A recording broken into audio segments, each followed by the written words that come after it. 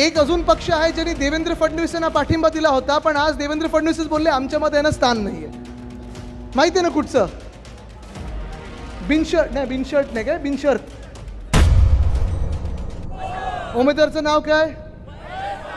आणि महेशजी म्हणजे कोण? आणि मशाल म्हणजे कोण? महेश. पण हे आज महत्त्वाचं आहे. आज ही निवडणूक आणि खास करून ही माहीममधली निवडणूक. प्रेसचे कॅमेरे मला जास्ती दिसत आहेत. कदाचित त्यांच्या मनात असेल मी कोणाच्या विरुद्ध बोलणार आहे का, काय बोलणार आहे, टीका करणार आहे. ते जसे आपल्यावर खालची पातळीची टीका करतात तसं मी कधीही करणार नाही, कारण मी माझी मर्यादा पाळणार, माझ्या घरातले संस्कार पाळणार. भले ते उद्धव साहेबांवर कितीही काही 20 वर्ष बोलत आले असतील. आपला पक्ष जेव्हा फोडला, जेव्हा वंदनीय हिंदू सम्राट बाळासाहेब ठाकरेंना दुःख दिलं, पक्ष फोडला, तेव्हापासून उद्धव साहेबांवरची टीका केली, आपल्याला पाडण्याचं सगळीकडे काम करण्याचा प्रयत्न केला, तसं मी कधीही बोलणार नाही, कारण माझ्या घरातले जे संस्कार आहेत ते मी पाळणार आणि माझ्या मर्यादेचं पालन करणार. पण ही निवडणूक कुठेही कुटुंबाची निवडणूक नाही आहे, आणि हे तुम्ही खास करून लक्षात घेतलं पाहिजे. आज उमेदवार अनेक असतील, पण ह्या मतदारसंघामध्ये 3 महत्त्वाचे उमेदवार असे आपण समजतो. त्याच्यातून तिघांमधून जिंकून येणारे उमेदवार माझ्या बाजूला उभे आहेत. आणि मला माहिती आहे आपण मशालीवर मतदान करणार आहात सगळेच. या मतदारसंघातले, जसं मुंबईमध्ये, जसं महाराष्ट्रामध्ये मशालीवर मतदान करणार आहात. तिथे प्रत्येक व्यक्तीच्या मनात मशाल पेटलेली आहे. ही मशाल काही बदल्याची मशाल नाही आहे, ही मशाल जाळपोळ करणारी मशाल नाही आहे. पण ही मशाल आज ह्या महाराष्ट्रात जो अंधार पसरलेला आहे तो अंधार दूर करण्यासाठी आपण ठिणगी जी पहिली पेटवली होती त्याची आज मशाल झालेली आहे. हीच मशाल माझ्या आजोबांनी, म्हणजे शिवसेना प्रमुखांनी, म्हणजेच वंदनीय हिंदू सम्राट बाळासाहेब ठाकरेंनी 80च्या दशकात घेतलेली मशाल होती. आणि हीच मशाल आहे जी प्रत्येक घरातली चूल पेटवणार आहे. ती ही मशाल आहे. ही निवडणूक फक्त काही हे विरुद्ध ते, ते विरुद्ध ते अशी नाही आहे.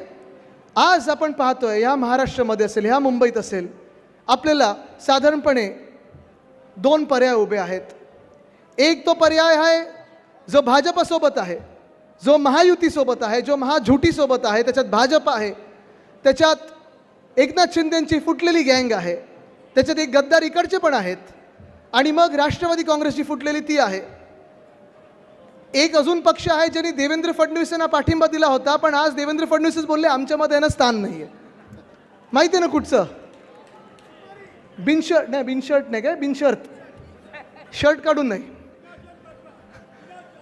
पण त्यांना हे कळत नाही की आज दुर्दैवाने, मी जसं वैयक्तिक टीका करणार नाही पण मनसेवर बोलणार आहे, खास करून बोलायला लागणार. आज त्यांनी बोलायला भाग पाडलेला आहे, कारण मनसे असा एक पक्ष झालेला आहे. कदाचित आपल्याला आधी वाटत असेल की मनसे म्हणजे मराठी माणसासाठी लढणारा पक्ष, मनसे म्हणजे स्थानिक भूमिपुत्रांसाठी लढणारा पक्ष. पण दुर्दैवाने अशी परिस्थिती झालेली आहे की आज महाराष्ट्रामध्ये मनसेची ओळख एकच आहे, गुजरातच्या भूमिपुत्रांसाठी लढणारा मनसे अशा पक्षाची ओळख झालेली आहे. आणि ह्याचं कारण एकच सांगतो. उद्या पाहिजे तर त्यांना कुठेही विचारा, तुम्ही अडवून रस्त्यात विचारा, कारण रस्त्यात चालतात ते. आपण काही चालत नाही, आपण पोहत जातो रस्त्यातून असं वाटतं.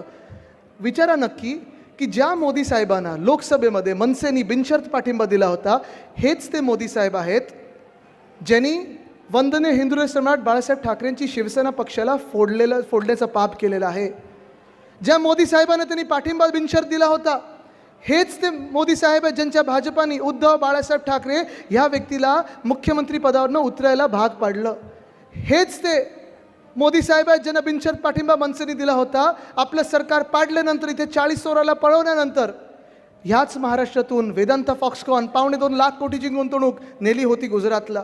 हेच ते मोदी साहेब आहेत ज्यांना बिनशर्त पाठिंबा ज्यांना दिला मनसेनी. त्याच मोदी साहेबांनी परवाकडेच वडोदऱ्यामध्ये रोड शो काढला. का तर इकडून महाराष्ट्रातून उचलून एअरबस टाटाचा प्रकल्प बघा कसा आणला गुजरातमध्ये, म्हणजे मनसेचा पाठिंबा या गुजरातला जाणाऱ्या रोजगाराला आहे. हेच ते मोदी साहेब आहेत ज्यांना मनसेने बिनशर्त पाठिंबा दिला होता. हीच ती भाजप आहे ज्यांनी बल्क ड्रग पार्क असेल, मेडिकल डिव्हाइस पार्क असेल, सोलार एनर्जी इक्विपमेंट पार्क असेल, आर्थिक केंद्र असेल, अनेक गोष्टी ह्या मुंबईतून असेल, महाराष्ट्रातून असेल, नेल्या गुजरातला. काय मनसेचा ह्या सगळ्या इथून गुजरातला नेण्यासाठी पाठिंबा आहे? जवळपास गेल्या 2 वर्षामध्ये 5 लाख तरुणींचे रोजगार, नोकऱ्यांच्या संध्या उचलल्यात ह्या भाजपानी आणि नेल्या गुजरातमध्ये, उचलल्यात मोदी साहेबांनी नेल्या गुजरातमध्ये. मनसेनी जो मोदी साहेबांना बिनशर्त पाठिंबा दिला होता तो तिकडच्या गुजरातच्या भूमिपुत्रांच्या न्याय हक्कांसाठी होता.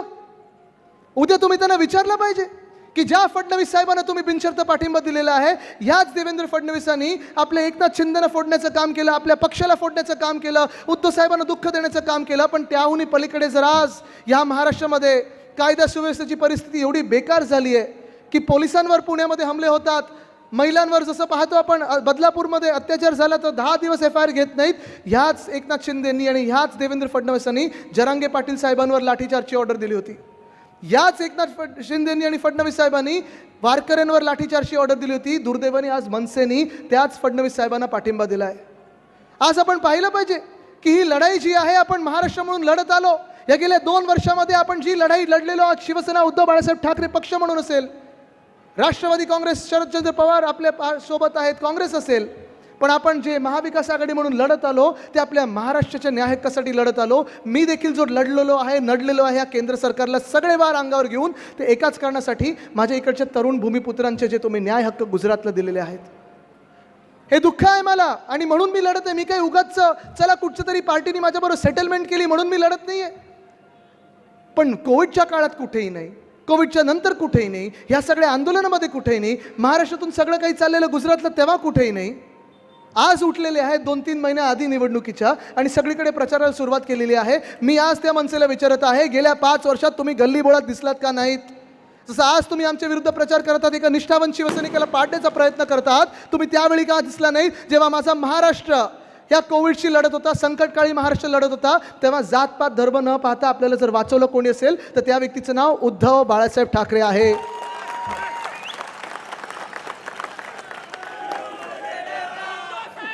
फक्त तेवढंच नाही तर कोविडचा काळ चालू असताना, अर्थचक्र बंद पडलं असताना, जागतिक अर्थचक्र बंद पडलं असताना आपल्या महाराष्ट्रामध्ये 6.5 लाख कोटीची जर गुंतवणूक कोणी आणली असेल त्या व्यक्तीचं नाव उद्धव बाळासाहेब ठाकरे आहे.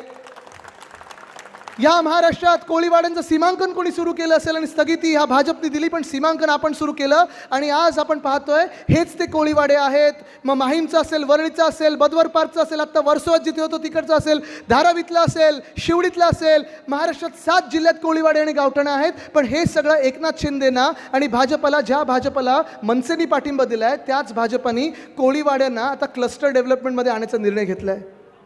विशाखाताई, तुम्ही एकदा तरी पाहिले का की भाजपचा कोणी आमदार, मिंदे गटातला आमदार किंवा मनसेमधला कोणी ह्यांनी ह्या ड्राफ्ट हाऊसिंग पॉलिसीला विरोध केला? मी त्यांना सांगितलेलं आहे, कोळीवाड्याला हात लावलं तर याद राखा, आम्ही आमचं सरकार बनल्यानंतर पहिल्या दिवशी त्या ड्राफ्ट हाऊसिंग पॉलिसीची होळी काढू.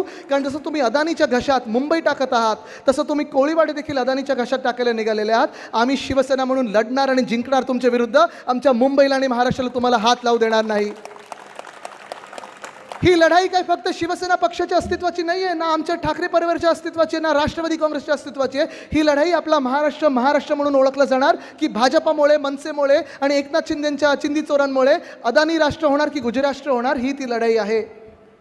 राहिली गोष्ट मिंदेंच्या गद्दारांची, मला वाटतं मागच्याच वेळी आपली दुसरीकडे सभा चालली होती तेव्हा विशाखाताईंनी सांगितलंच गद्दाराचे कुठे कुठे प्रॉपर्टी आहेत. कुठे 5,000 रुपये जाऊन मागतात, कुठे 10,000 रुपये जाऊन मागतात. मी त्यांना एकदाच सांगितलं आणि मी माझ्या शब्दाला पक्का आहे, बाकी काही नाही. चला माझा पक्ष फोडलात, तुम्ही तिथे चोरी करून पळालात, खोके खाल्ले असतील, धोके खाल्ले असतील, मला काही, मी आत्ता ते बघायला पण तयार नाही आहे. तुम्ही ज्या प्रकारे गणपती बाप्पाच्या गणपती बाप्पाच्या मिरवणुकीमध्ये माझ्या दादरकरांवर, माझ्या माहीमकरांवर बंदूक रोखलीत आणि पोलीस स्टेशनमध्ये जाऊन बंदूक चालवली ना, त्याच प्रकरणात तुम्हाला UAPA मध्ये अतिरेक्यांच्या कायद्यामध्ये आत टाकणार. यांगर दाखवा आम्हाला, हिम्मत जर दाखवायची आहे ना तुमची तर गुंड म्हणून दाखवू नका. तुम्हाला हिम्मत दाखवायची असेल जा तिथे बॉर्डरवर दाखवा तुमची हिम्मत, तिथे चालणार नाही. पण तुमचेच तुम्ही जी हिम्मत दाखवतात ना, प्रधानमंत्री महोदय स्वतः जाऊन तिथे पाकिस्तानमध्ये नवाज शरीफला मिठी मारून येतात, तिथे नवाज शरीफला तुमची जाऊन हिम्मत दाखवा जो आमच्या हिंदुस्थानवर अतिरेकी हमले करतो.